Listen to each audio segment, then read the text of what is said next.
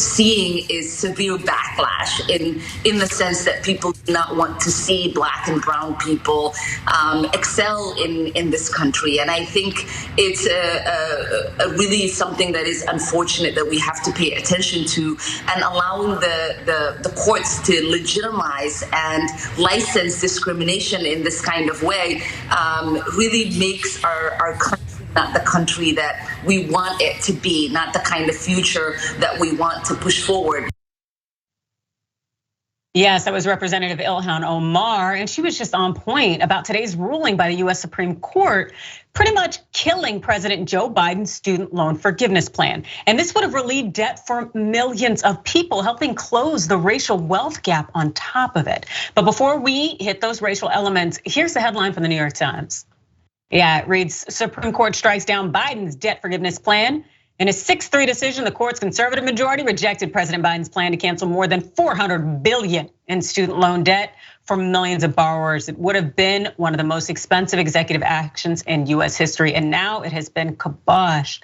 And here's a reminder about how Biden was trying to execute this feat.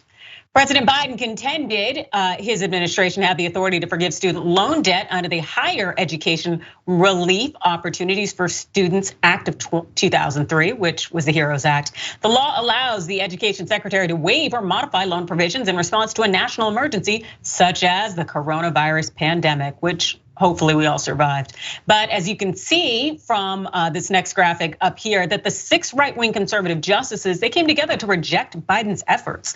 Yeah, that's right. John Roberts, Thomas, Alito, Gorsuch, Kavanaugh, Barrett, 3 of them put on that court by Donald Trump, illegitimate means, and we just know that they were not here for relieving the debt. And writing for the majority, well, Chief Justice John Roberts stated this: the secretary asserts that the HEROES Act grants him the authority to cancel $730 billion of student loan principal. It does not.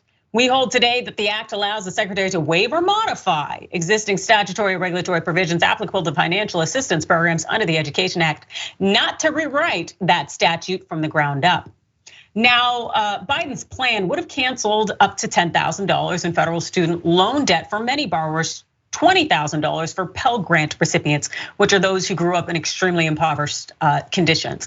And that would have had an impact on about 1 in 8 Americans, because there are so many individuals out there who are holding student loan debt. And here's a look at those outstanding loans, which we know are comprised of not only big amounts, but small amounts too. And they impact so many people. Absolutely, as you can see there, thousands of people, millions out there. 33% have less than $10,000.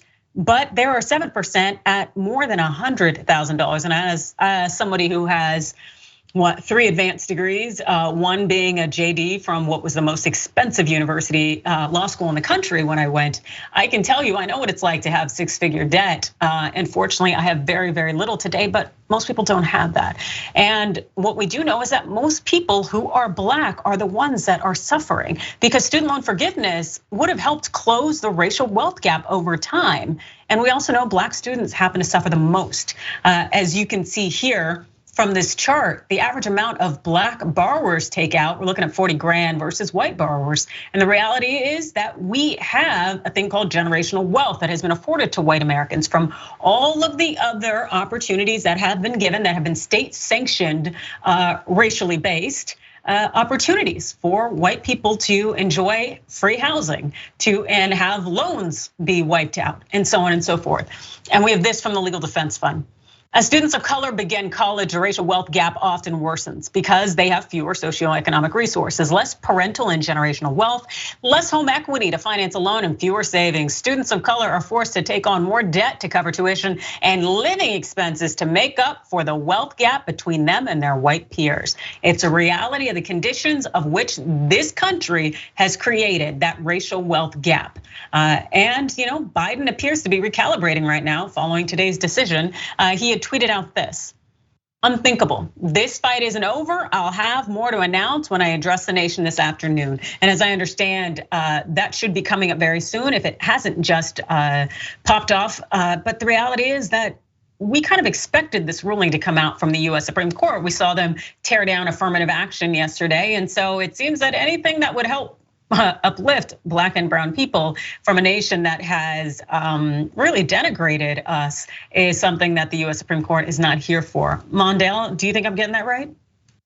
I think you're spot on, and I think it's important that people understand that, like the way you frame this conversation, in not just the context of preventing or rejecting the idea that student loan debt could be wiped away by the president and his education department, but also in the context of what the history of this country is and who has wealth and how this country has supported the certain people gaining wealth while they prevent others. And I think the story of American college, how expensive it is, how much it is went up while Black people's salary is not going up like this.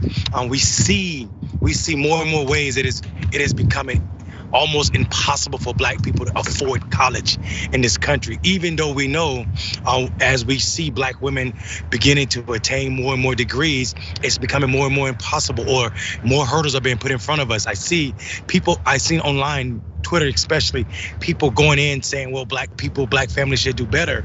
It is not like white families are better than Black families. It is not like white families are better situated or preparing for their kids more. No, this country gave all of its white citizens and continues to give white citizens this boost up that is not awarded Black folk. And people need to stop pretending that anything else is different or at play here.